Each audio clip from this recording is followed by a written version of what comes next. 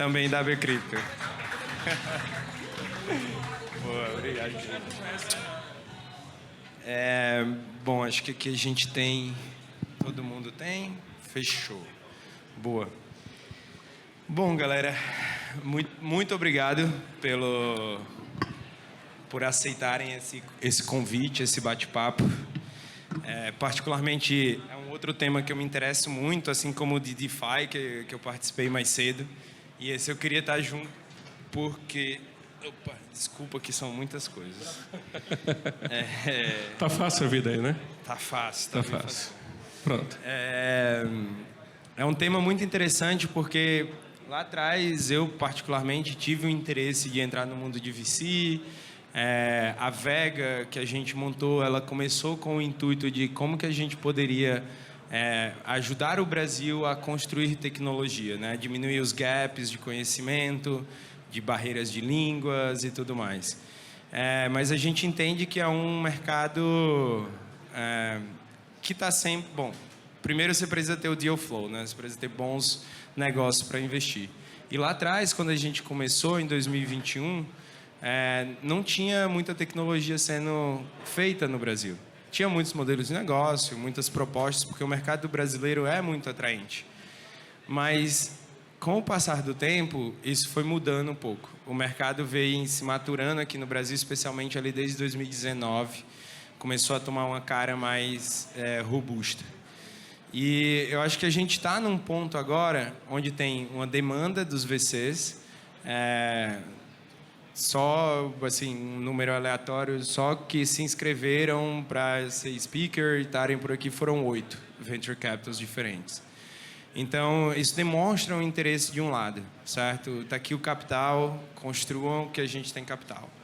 Do outro lado, a gente tem quais são as demandas, né? Quais são os problemas que a gente vê na indústria que precisam ser resolvidos. Mais cedo também eu falei da gente juntar os devs com a galera de business para encontrar esse caminho. E eu acho que no nível mais alto aqui a gente está tendo essa mesma conversa, de como que a gente junta, como que a gente direciona os builders para os problemas que existem, como é que a gente direciona tudo isso. Então, já dei uma breve introdução do papo que eu gostaria que a gente levasse aqui. Gostaria que vocês se introduzissem para a gente... enfim, fiquem à vontade também já para comentar algo sobre isso. Mas eu gostaria que fosse um bate-papo, porque acho que não tem um caminho certo. Muitas nossas percepções do que são essas necessidades do mercado, as teses de investimento e o caminho que esse mercado deve ir. Vamos começar daqui para cá, então. Boa. Aí a gente vai seguindo a linha, né? Fechou. Sequencial. Primeiro, prazer de estar aqui conversando com vocês, estar aqui no evento. Sempre bom estar interagindo de perto com a comunidade. Acho que apresentando, sou o Rodrigo, sou associate na Iporanga Ventures hoje. Nós somos um fundo de VC que investe no Brasil desde 2011. Mais recentemente começou a investir na perspectiva Latam também, sempre em empresas em estágio inicial. E nosso foco, assim, para não falar muito de tese, é Future of Finance, assim. Então, a gente está olhando para blockchain, serviços financeiros e tudo que está dentro desse guarda-chuva. Pode parecer focado, mas, na verdade, isso toca o mercado quase inteiro e todos os segmentos e tal. Então, é um pouco do que a gente está fazendo. Eu, particularmente, sou bem entusiasta do tema de cripto. Estou conduzindo as frentes de research dentro da gestora. Então, cara, escrevo tanto para a gestora, papers, artigos, quanto por fora também, no Twitter e newsletters. Então, acho que eu estou sempre envolvido, conversando com gente, atrás de conhecer um pouquinho mais do mercado, informações e por aí vai. E com os mestres, que tem muita gente aqui que talvez saiba de muita coisa até mais do que eu, que está na plateia aí. Mas é isso. Legal. Bom, primeiro, Antônio, parabenizar pela organização do evento. Está ótimo, está maravilhoso. Meu nome é Bernardo Suru, eu sou CEO da Bcrypto, Associação Brasileira de Criptoeconomia, uma associação que une todos os tipos de players que estão olhando, estão trabalhando na criptoeconomia, seja redes, sejam bancos, sejam tokenizadoras, todas olhando e trabalhando em prol de uma só missão, que é ajudar a desenvolver e organizar o mercado. Eu acho que as palavrinhas desenvolver a gente vai falar muito hoje, principalmente quando nós falamos de investimentos, né? E aí eu estou aqui também com a Renata, então como a gente trabalha juntos, eu vou fazer uma separaçãozinha, né, Rê, que a gente combinou. Eu vou ficar com a parte de mercado e você toca a parte regulatória. Boa tarde a todos, parabéns pelo evento. É minha primeira vez aqui no evento. Fiquei bem impressionada em comparação com muitos outros eventos que eu venho participando. Parabéns. Obrigada pelo convite, pelo painel. Eu venho aqui com 2 chapéus, um de AB Cripto, então eu sou vice-presidente do Conselho de Administração.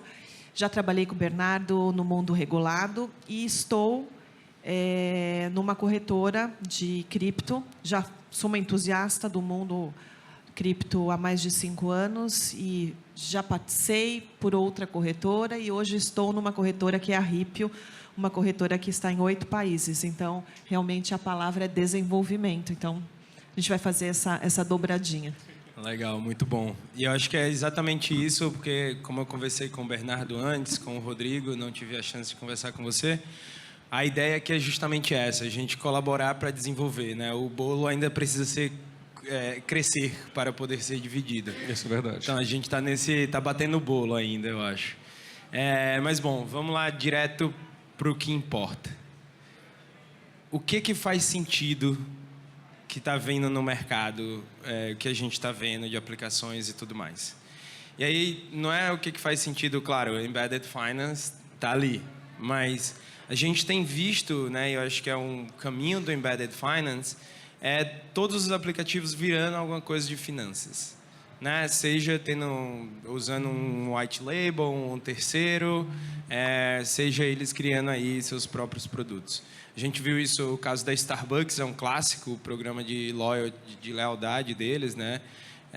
Que eles chegaram, acho que 3,5 bi de depósitos, uma coisa assim. Então, um número absurdo. Então, quando a gente olha para o Brasil, claro, de novo, tem um universo aí, né, ao redor disso e tal, mas finanças é aquele caso que a gente vê que, é muito claro os benefícios. Mas a pergunta é, o que faz sentido? O que a gente mais precisa agora que precisa ser construído? E aí eu falo, a gente tem stablecoins, tem pagamentos cross-border, tem um monte de outra coisa, de RWA, on-chain que está vindo. Qual que é a maior necessidade hoje? Eu vou começar com o Bernardo. Vamos escutar a indústria primeiro. Você vai fazer o macro para depois partir, né? Tá bom, entendi. Bom, quando a gente fala do Brasil, a gente fala de um país continental, né? Eu acabei de fazer uma pergunta aqui para o Cledson, falando sobre a iniciativa do RBB, que eu acho incrível, e de fato eu acho mesmo incrível, todas as iniciativas que usam blockchain, principalmente poder público, porque eu acho que tem um potencial de transparência e um potencial muito grande de alcance do processo brasileiro, da máquina brasileira pública, né? Então, quando a gente olha o Brasil, eu acho que é importante observar o seguinte, né?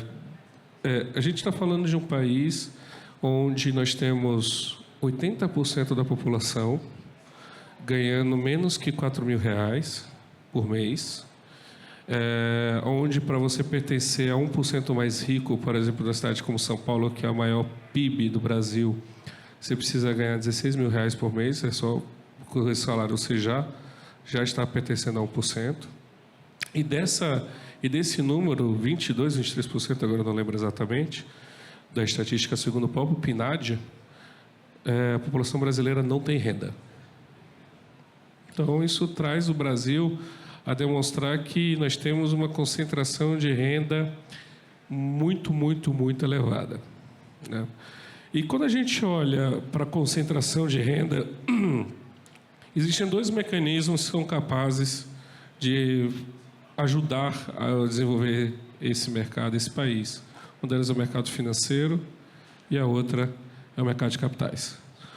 Bom, o mercado financeiro, a gente vê diversas iniciativas com diversas fintechs aparecendo, com diversas ações voltadas a stablecoins, a todo tipo de tecnologia que consiga deixar o sistema financeiro mais fácil, mais acessível. Só que o sistema hoje financeiro, nós observamos, segundo estatística até do Banco Central, ele está alcançando 55% da população brasileira. Ou seja, existe uma massa que ainda não foi completamente integrada e existe aqui um espaço para essa atuação. Mas quando a gente olha o mercado de capitais, eu acho que nós entramos numa possibilidade brasileira. O mercado de capitais hoje é um mercado altamente concentrado. E isso é devido a suas próprias características. Não é que teve alguém no fundo de uma sala com uma luz escura, com um terno preto, falando assim, não, vamos concentrar no mercado. Não foi isso. Foi a consequência dos anos, foi a consequência das ações, da própria política econômica brasileira.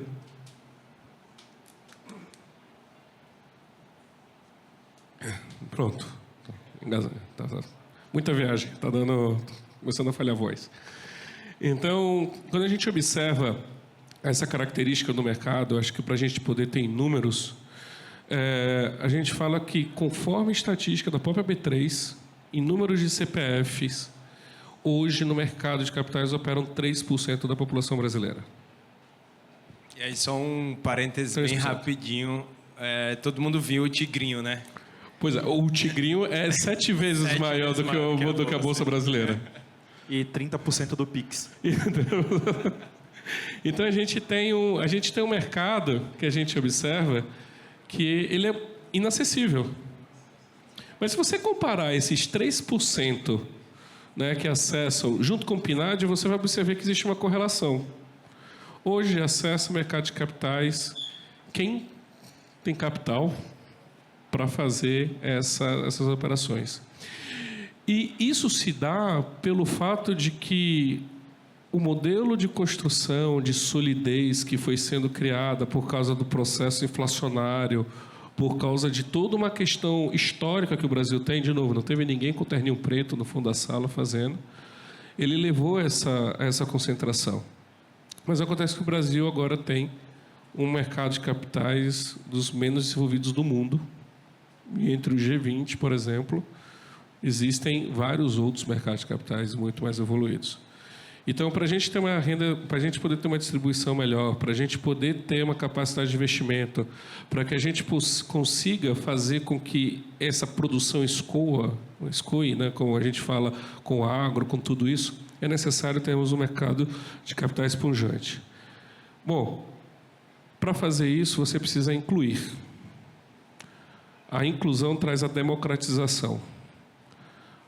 E um bom meio da gente conseguir fazer isso é por meio da tecnologia. Pix está aí, comprovou isso, o maior programa de inclusão da história no mercado financeiro. Uma simples tecnologia foi capaz de incluir muitos brasileiros desbancarizados. Uma operação simples.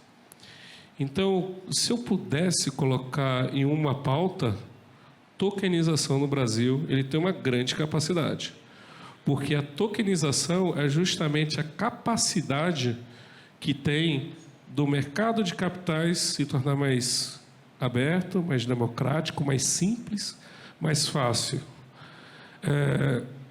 E isso se dá pela própria facilidade da tecnologia em termos de fracionamento do ativo.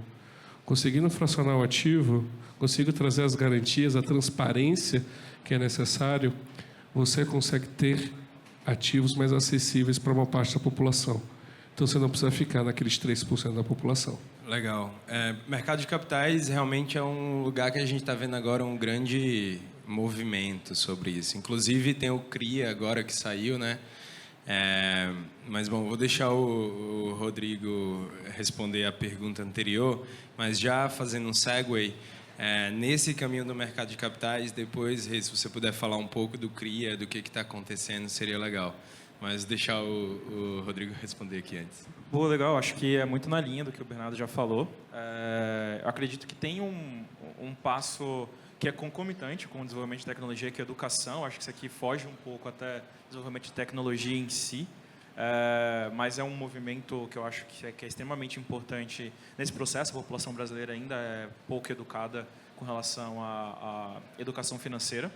E, cara, não poderia concordar mais assim com você. Acho que a gente teve diversas iniciativas nos últimos anos que estão colaborando para o avanço do sistema financeiro, e aqui o Open Banking, por exemplo, brasileiro, que a gente é um dos líderes mundiais nesse tipo de iniciativa. Mas indo para o mercado de capitais, a tokenização, de fato, vejo como um grande potencial, assim, não só para o termo de acessibilidade, acho que acessibilidade é um termo muito importante, não só no Brasil, mas na América Latina, mas também como a forma que o mercado em si opera e produtos ficam disponíveis, dando mais transparência, agilidade, barateando. Tem diversos projetos, alguns que estão aqui, outros não estão aqui no evento, que já estão atacando isso, estão tentando, mesmo com certa incerteza regulatória ainda, operar e construir. A gente tem no Brasil, por exemplo, uma grande pauta aí, recebíveis de cartão de crédito, por exemplo, para tokenização, que é algo que me anima muito para os próximos anos em termos de adoção da tecnologia, mas acho que você fez um bom coverage aí do assunto. Rê, quer falar um pouco para a gente de como que está essa questão com a CVM, o CRIA e tudo mais? O especialista em CRIA aqui é o Bernardo, mas eu acho que, complementando, acho que a fala do Bernardo, e é uma coisa que eu acho que é bastante importante, tem um estudo que eu estava lendo a semana passada, que mais de 42 países, estavam conversando sobre ativos virtuais e criptomoedas ou qualquer coisa correlata. E o Brasil é um dos muitos ou poucos que já está avançado, apesar nós que estamos do lado que queremos a regulação, muitos aqui vão me apedrejar, mas que nós queremos... Mas esse é o objetivo desse papo, como eu comentei antes, é ter o auto-soberano que não quer saber, mas também a gente não tem como fugir desse outro lado. Sim. Então, melhor a gente estar próximo. E essa regulação que vem, que é uma regulação que preza pelo desenvolvimento, e é uma regulação que vai fazer, sim, o Brasil crescer, e vai fazer, sim, com que as pessoas entendam e tenham segurança no mundo cripto, e que consigam acreditar que o mundo cripto não é só pirâmide, o mundo cripto não está aí só para fazer coisa errada, o mundo cripto está aí, sim, para ser uma reserva para a pessoa, para seu investimento. Então, eu creio, e aí muitas pessoas podem até não concordar, essa regulação que vem aí em 2024 deve estar completamente finalizada, que é a primeira fase de muitas outras, porque o mercado regulado não nasceu de uma fase, ele nasceu de várias fases. Então, é a nossa primeira fase no mundo cripto, que não vem, talvez, com uma segregação de ativos da forma que a gente gostaria, que não vem falando de token do jeito que a gente gostaria, que não vem falando de câmbio ou pagamentos transfronteiriços do jeito que a gente gostaria, mas que é, sim, o início de uma construção que vai fazer com que o Brasil cresça, que o Brasil se desenvolva e que o mercado de cripto se torne cada vez mais seguro. E é isso que a gente quer, né? Total. Nessa linha, a gente vê... Bom, como eu estava falando, né? Existem os dois mundos. Tem uma galera que está construindo mais para DeFi, tem uma galera que está construindo para esse Web 2.5, tem gente que está construindo completamente centralizado em ecossistemas dentro de bancos comerciais. Mas eu acho que, ao mesmo tempo, também eu não quero dizer que é o mal necessário, mas é uma questão de educação que precisa chegar lá na frente. E a gente vê... bom, eu já estive em corretoras também, e a gente percebeu isso muito claramente, o quanto o brasileiro gosta de derivativos e outras coisas assim. Então, vide Tigrinho, né? Então, acho que é um ponto super importante para trazer para a mesa, porque isso lá na frente também permite que a gente consiga tokenizar ativos, consiga emitir derivativos em cima de ativos que não existiam, como grãos e outras coisas. E aí, nessa linha, né, eu acho que a gente desenhou mais ou menos aqui o que é um caminho necessário. O mercado de capitais, ele precisa de um suporte do mercado para ser desenvolvido e para ser aberto e tudo mais. Como que a gente faz isso acontecer? Agora eu quero fazer o contrário. Eu quero uma perspectiva do Venture Capital, de como que ele está vendo esse acesso, a abertura, deal flow construção, os ambientes onde estão construindo startups e tudo mais. E essa minha pergunta é muito com o intuito de provocar o que a gente pode fazer além, né, além do evento, de um hackathon, mas que tipo de agenda que a gente poderia construir com consistência, que a gente poderia sempre trazer essa galera e ter essas discussões? Cara, essa é uma ótima pergunta. Eu vejo diversos projetos, diversos tipos de iniciativas, pessoas diferentes, tecnologias diferentes, construindo dentro desse processo. Uma coisa que eu brinco é que, e até estava conversando com algumas pessoas aqui durante o evento, que o Brasil é um país de possibilidades nesse sentido, mas a gente ainda não está concretizando essas possibilidades. É a história do bolo, novamente. Quando a gente compara aqui até com nossos vizinhos, por exemplo, na Argentina, talvez até por necessidade, o ecossistema e a adoção de cripto lá avançou um pouco antes assim do que no Brasil. Então, eu acho que o Brasil ainda está passando por um processo de amadurecimento desse ecossistema. A gente já está vendo alguns empreendedores muito bons começando a rodar, começando a correr esse primeiro ciclo, mas acho que esse primeiro ciclo, óbvio, tiveram as pessoas que vieram antes, né, com as corretoras, com os exchanges, mas agora nesse mundo mais de aplicação, tentar levar produtos, talvez seja o primeiro, ou esteja no começo de um primeiro ciclo desse. Então, acho que sim, investimento acho que de capital privado é algo relevante dentro desse contexto. A gente, como Venture Capital, consegue ajudar a escalar, não só trazendo o capital aqui internamente, como o capital de fora. Porém, eu acho que a construção de base também é importante, como esses eventos que a gente vê aqui. Acho que informar pessoas, ter desenvolvedores rodando projetos é algo relevante. Acho que alguns países, como eu estava falando de ciclos, né, já tiveram empreendedores, até na Argentina, empresas que escalaram muito com cripto, desenvolveram desenvolvedores muito especializados em DeFi, desenvolvimento de blockchain, e essas pessoas estão saindo e começando o ciclo, abrindo suas próximas empresas, que vão formar mais gente, e o negócio vai rodar. Então, assim, acho que tem muito interesse, não só dentro da própria região, como de fora, olhar para capital, olhar para empreendedores, olhar para investimento, mas acho que ainda não está, o mercado brasileiro, especificamente, ainda não tem uma maturidade comparável com mercados lá de fora. Então, acho que esse processo de amadurecimento é necessário. Mas eu não sei se é meio que essa direção a pergunta. Assim. Não, é por aí. Eu queria, antes de entrar na sua parte, quando a gente pensa na cadeia de valor do builder, né? O cara começa com a ideia, e aí ele precisa entender alguma coisa de modelos de negócio, de tecnologia, começar a desenhar aquilo. E aí chega um momento ali, né, e aí foi um pouco até da proposta que a gente construiu lá atrás, chega um momento ali que ele vai usar um protocolo, uma blockchain e tal, mas ele não consegue passar daquela etapa. Então o cara vai lá no hackathon, ele participa e tal, e aí na hora de deployar, de ir atrás de um cliente, de desenhar o MVP para um problema, tem essa perca no meio do caminho. E aí depois a gente entra VCs, né, e tudo mais. Essa parte aqui, que eu concordo 100% com você, Rodrigo, é o que a gente precisa dar muito apoio no Brasil hoje. E aí, enfim, só compartilhando mais B. Esse é um ponto muito importante, porque quando a gente fala sobre desenvolvimento de mercado, invariavelmente passa por educação. E por que a educação é importante? Mão de obra. Sem mão de obra não há construção. Sem construção não há desenvolvimento. Então, é uma fórmula que ele precisa ser fechada. Mas veja, o mercado brasileiro é muito atrativo, porque os ativos que nós temos aqui, o cenário que nós temos aqui, são bem peculiares. Então, quando você vê uma empresa estrangeira ou outro país, um investidor estrangeiro falando assim, não, eu consigo ter ativos que dão retorno a 20% ao ano. A pessoa fala o quê? Então, não é algo muito típico, né, de uma realidade de país desenvolvido. Então, o Brasil ele tem uma grande capacidade nesse sentido. Né? Por isso que eu vejo que o mercado de RWA, a tokenização e toda a sua infraestrutura da qual é feita, veja, eu não estou falando só do negócio de tokenizar, né? De escriturar na blockchain.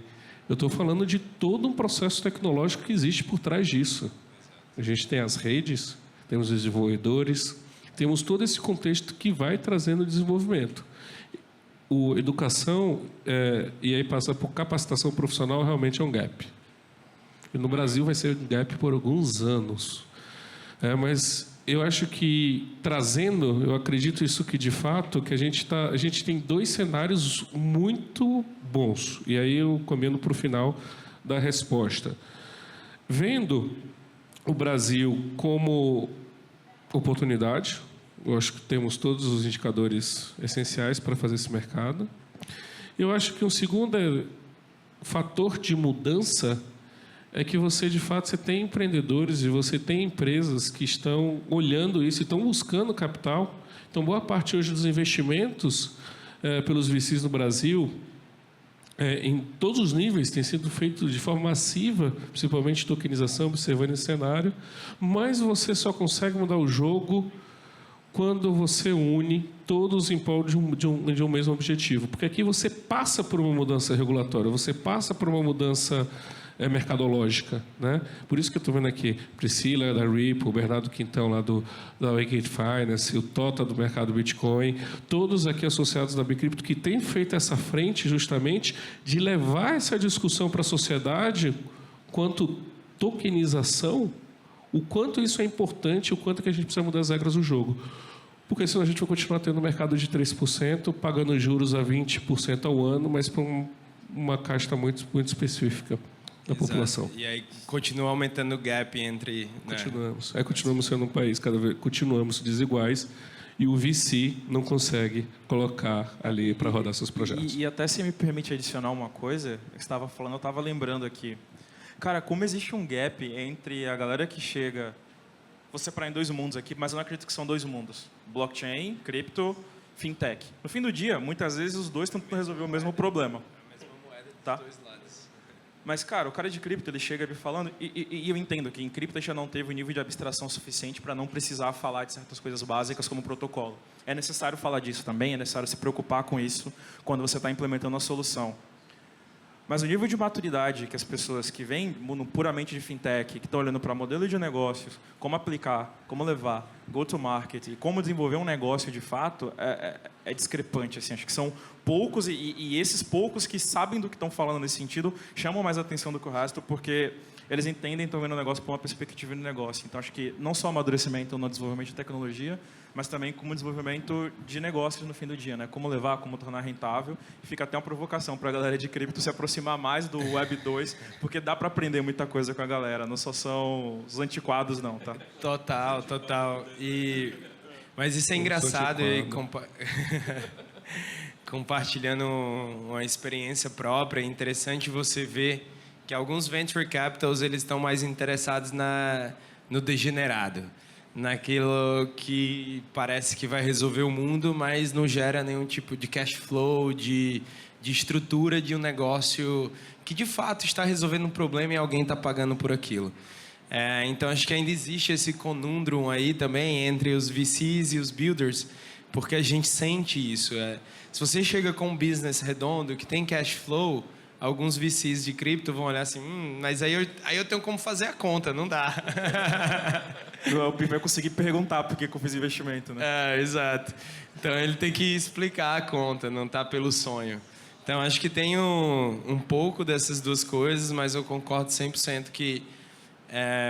E esse é o intuito desse talk aqui nosso, no final do dia, o builder, né, homem ou mulher, ele precisa de uma direção de um problema. Seja por ele ter vivido aquilo, seja por ele ter visto algo no mercado e uma necessidade. Então, eu acho que tem um desenvolvimento aí de um entendimento maior de negócio no Brasil, do brasileiro, mas que eu acho que a gente está encaminhando bem para amadurecer o mercado e ter essas conversas necessárias, eu diria. Bom, a gente já está acabando o tempo.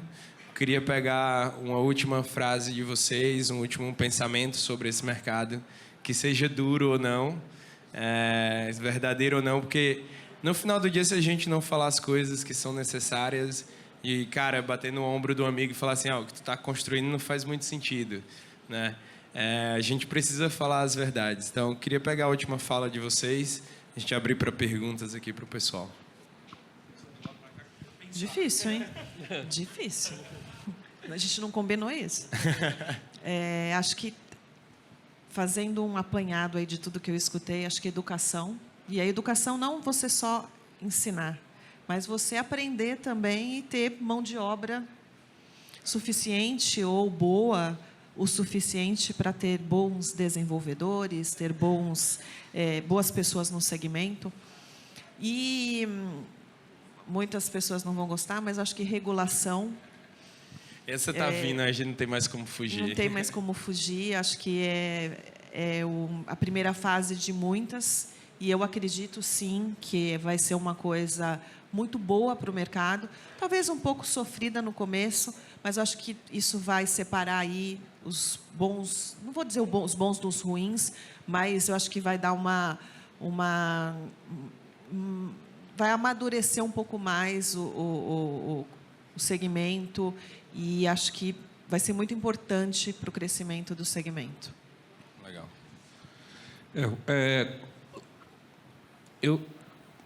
Últimas palavras, pensando... É complicado, né? Mas eu diria o seguinte, eu diria que os projetos brasileiros têm com total capacidade de serem os melhores do mundo. O Brasil tem um país de tamanho continental, tem todos os pontos necessários para poder fazer, para poder virar, principalmente na tokenização de ativos, como eu falei, seja eles do mercado de capitais, seja do mercado, vamos dizer assim, do mercado ainda não regulado. Nós temos total capacidade. O que falta aqui mesmo é justamente a educação, realmente, que é um processo. E o que eu posso dizer é que em todo esse conglomerado, como nós temos uma grande oportunidade, nós também temos aqui um mercado que tem gente, de fato, investindo, que tem gente, de fato, olhando, que tem espaço para criação, tem espaço para investimento hoje.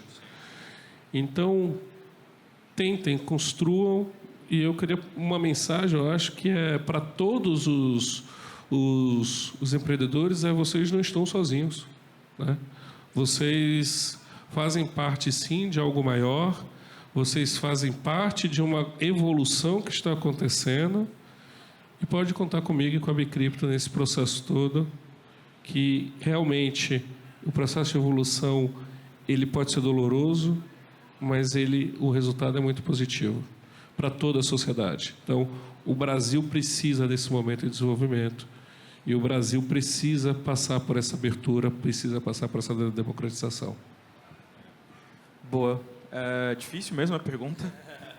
Eu estava pensando aqui, acho que talvez a mensagem principal assim, é refletir um pouco como que a gente está posicionado enquanto país, enquanto nação, ecossistema dentro desse mundo, assim. E tem muitas outras economias mais desenvolvidas, por exemplo, que os caras lá queriam ter algumas oportunidades que a gente está tendo aqui no Brasil. Seja um regulador amigável, um regulador que discute com o mercado e que está olhando e que quer fazer coisas pró-mercado, pró-inovação, pró-abertura. Só dar um olhar que o Banco Central vai fazendo, por exemplo, com o Open Banking, olhar para o que a gente tem construído, até mesmo com perspectiva de Drex. O povo latino-americano, seja por necessidade em alguns países, seja por, de fato, vontade de adotar e experimentar coisas novas, o caso do Pix que a gente comentou, o Pix chegou a 100 milhões de usuários em 20 meses, um pouco menos até do que isso. Se você olha para outras tecnologias, outras aplicações como sei lá, Instagram, celular, não vou nem falar outras coisas mais antigas. Demorou antes. A internet meio... Era novo, esse era outro mas, bicho. então, assim, cara, o brasileiro, ele é curioso, ele gosta, ele quer experimentar, ele quer adotar, especialmente se tem algum cunho social. O Pix, ele, por exemplo, eu passo o Pix, não sei o quê, o Pix, não sei o quê. Sabe assim? Então, tem esse elemento social que ajuda a evolução da tecnologia de maneira muito rápida. E eu acho que, para além disso, a gente tem necessidade e possibilidade de gaps para serem explorados. Assim. Então, acho que se a gente olha para uma perspectiva de aplicação e levar tecnologia e soluções para a mão do usuário final, para a mão do brasileiro que precisa de tecnologia, de repente, para o seu negócio, acho que tem todo o potencial, dado essa conjuntura, para dar certo. Assim. Então, acho que olhar. Legal. Acho que um recadinho, né? que o VC que não está investindo hoje no mercado cripto brasileiro, seja tokenização, seja geral, está perdendo dinheiro, está perdendo oportunidade. Está perdendo a oportunidade. O mercado está bem aquecido e melhorando e se maturando, né? Galera, a gente está um pouco curto de tempo. Vamos abrir para uma pergunta aqui. Já tem um braço levantado, outro. Vamos tentar ser breves. Se a gente for rapidinho, a gente faz as duas. Tá bom? Pode ser. Fechado. Melhor. Fala pessoal, jogo rápido aqui para não perder muito tempo. Querendo enxergar um pouco pela ótica de Venture Capital, como que vocês estão enxergando o setor de DePIN, né, Decentralized Physical Infrastructure? Não só agora, mas como para o próximo ciclo, para os próximos anos. Acho que é uma narrativa que faz sentido se estender por um prazo um pouco mais longo. Cara, eu acho... Nossa, esse microfone é muito mais alto que o outro. Eu acho extremamente relevante, tá? Eu acho que o mercado como um todo está olhando, é uma narrativa interessante, sim. Eu acho que é uma narrativa até que vem sendo construída de antes do próprio DePIN, se tornar o que é o DePIN, desde IoT, desde o surgimento de possibilidades de você estar com máquinas integradas no dia a dia, construir gêmeos digitais, coisas assim. Já vem se construindo desde lá de trás. Então, acho que é uma coisa que vem para ficar. Pensando até em ir além e fazendo até que um jabá, quem não conhece movimento de network states e como isso pode evoluir e mudar a forma como a gente interage com a sociedade, é bem interessante. Então, na minha cabeça, é uma evolução natural. A gente precisa adotar, olhar para coisas assim. Acho que tem oportunidade de investimento, sim, tanto na perspectiva local como global. Então, acho que a perspectiva é positiva, cara. Acho que talvez se desenvolva agora, próximo ciclo, não posso fazer futurologia, não posso dizer como isso vai estar, mas na minha perspectiva é uma tese sólida, assim, que tem potencial de ir além de uma simples narrativa, sabe? A construção de alguma coisa, de fato. Bem rápido, na verdade, não é uma pergunta. Eu quero aproveitar esse tema de educação e fazer um jabá também, já que todo mundo está... Mas eu trabalho para a Bosch, né? A gente está com uma iniciativa muito legal. A Bosch está investindo milhões na educação de jovens, né? Principalmente na questão de responsabilidade social e tudo mais. Jovens de 17, 18, 19 anos, com, enfim, questões financeiras e tudo mais. Então, a gente tem um programa que chama DTA, Digital Talent Academies. E, recentemente... Muito bom, a gente conseguiu uma boa notícia, a gente conseguiu inserir a trilha de blockchain, na verdade, de DLT, né? Nesse programa, que está sendo mundialmente reconhecido, né, nas plantas da Bosch. A gente está tendo bons resultados, né, desses jovens que estão se esforçando, correndo atrás para entender o contexto. Na verdade, eu queria convidar os colegas, caso alguém queira conversar, contribuir com esse programa, talvez... ensinando ou colaborando de algum modo, a gente está aberto para conversar, fazer parcerias. Então, é isso. Estamos à disposição e obrigada pelo tema de educação, que é muito importante. Boa, muito bom. E, galera, a Valéria vai estar amanhã no painel de DePIN também, falando sobre DePIN. Então, estejam aí. Pessoal, muito obrigado pelo tempo de vocês. Você quer fazer uma pergunta? Não, é só que a gente, quem não sabe, né, eu já frequento aí o ecossistema desde o início, lá em 2016, 2017, com o pessoal. Marcela Gonçalves, eu já fui CEO de uma empresa de blockchain. E essa questão da educação, né, a gente está lançando agora, na sexta-feira, o Hack em Rio só para mulheres com a trilha de blockchain e AI. Então, eu gostaria de convidar seus alunos para se inscrever também, né? E contar com a colaboração de todos aqui, para que a gente possa trazer, principalmente, mais mulheres para esse ambiente, que é isso que a gente luta desde o início, né? Eu sou parte da Women in Blockchain Brasil, e da gente poder falar mais e ter esse apoio da Bcrypto e de outros ambientes para esses eventos. E a gente quer, principalmente com essas trilhas, ter a questão da capacitação, é o que estava até falando anteriormente com o Tota, rapidinho, que é a capacitação do pessoal, além das estruturas, simplesmente fazer um código Solidity. É que ele realmente possa pensar e estruturar questões de smart contract e tokens de uma forma mais robusta e substancial para que a gente possa crescer essa indústria aqui no Brasil. Com certeza, acho que uma educação mais completa de entendimento de arquitetura e tudo mais é super importante. E é assim que a gente faz o bolo crescer. Muito obrigado pela participação de vocês. Valeu. Salva de palmas, pessoal.